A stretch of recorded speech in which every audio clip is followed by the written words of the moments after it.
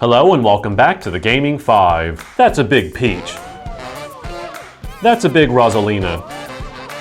Oh, is that not what you meant when you said you like the big ladies? You know you like the big ladies.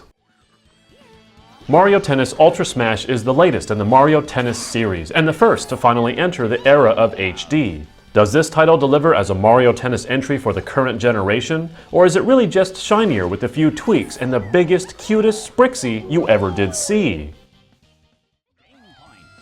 First off, it's fun. I found myself laughing to myself and jovially cursing at various happenings simply because they either looked funny or because Mario Tennis has always just been a hilarious take on tennis. Where else will you see Daisy eat a tennis ball in the face? Part of what makes it fun is how easy it controls and how just about anyone can jump in. This game can be played by button mashers, and in that respect, it's really a great game to have when friends are over. But once they leave, there's a slight problem. The deepest core of the mechanics don't really go that deep. There's the obvious slices, top spins, and flat shots, as well as chance shots that intensify matches a bit. But at the end of the day, potentially even the same day, you might just find yourself having mastered or nearly mastered just about every mechanic. It's fun because of its accessibility, and going big is always worth a chuckle and dynamic advantage, but its core gameplay depth doesn't quite go far enough for anything other than casual play. In fact, I found myself playing most of my time with Pro AI simply because the hilarity of higher difficulty AI served as slight compensation to the lack of deeper mechanics. Though this resulted in rallies that sometimes lasted several minutes or more.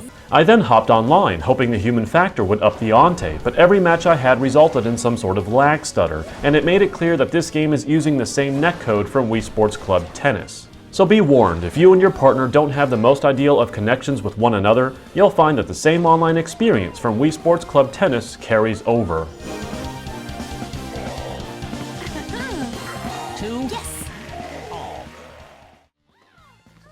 Here is where this game has its biggest issue. I saw all there was to see within hours. Even unlocking Star version characters in all of the stages, the modes just don't offer up enough variety to really justify its price tag, even reduced at $50. I really had hoped there'd be a lot more variety in mixing up modes, as this is Mario Tennis in the HD era, so we have the power and capacity to do some zany things. The zaniest thing is the one thing they advertise, going big. Outside of that, it's rather hollow. Furthermore, the roster is disappointingly small. With so many ripe opportunities for a much more diverse roster, it's a disappointing sight. I mean, how can you just leave Diddy out?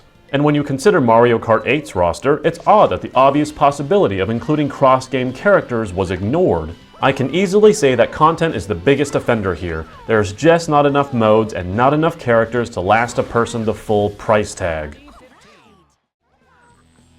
It seems Nintendo has really grasped bringing colorful, clean visuals into HD without losing that cartoon-like charm. The game looks clean, simple, and it's effectively vibrant. At the same time, though, this isn't exactly praise. This far into the lifespan of the Wii U, so much more could have been done with backgrounds, potentially even tennis courts that take place in drastic locations such as Bowser's Castle. And with this missed opportunity of creating beautiful backdrops from various locations in the Mario universe using the power of the Wii U, it's yet again lacking in utilization of current generation technology. I've said it before and I'll say it again. It's not ugly, but there's nothing to really write home about either. There is unequivocal fun to be had here. If you're only looking for fun, you might just find yourself begging to play this game with your friends since there's really nothing else like it right now. However, if you're looking for a deeper experience, it's not here.